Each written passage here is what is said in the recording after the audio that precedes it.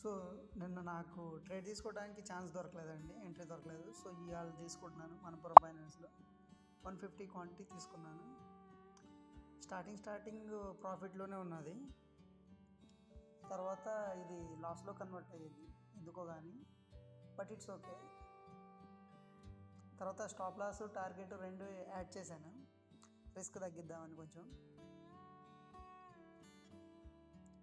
ఇంకా తర్వాత కొంచెం సేపు ట్రేడ్ నడిచేది అలాగా.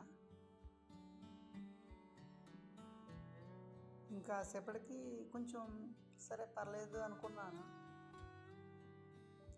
కానీ ఏమయ్యేది. బట్ ఫైనల్గా అయితే ఎగ్జిట్ అవుదాం అనుకున్నాను. ఆల్రెడీ ఆర్డర్స్ పెట్టాను కదా, క్యాన్సిల్ అయ్యేది ఇప్పుడు.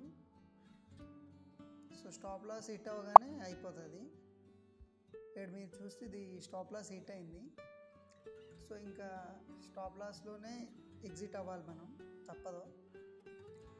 ఇక్కడ నా స్టాప్ లాస్ 90 రూపీస్ అండి. ఇక్కడ నేను ఫైనల్గా చెప్పేది ఒకటే అండి, ఏంటంటే ప్రాఫిట్ని మ్యాక్సిమైజ్ చేయాలి, లాస్ని మినిమైజ్ చేయాలి, అంతే.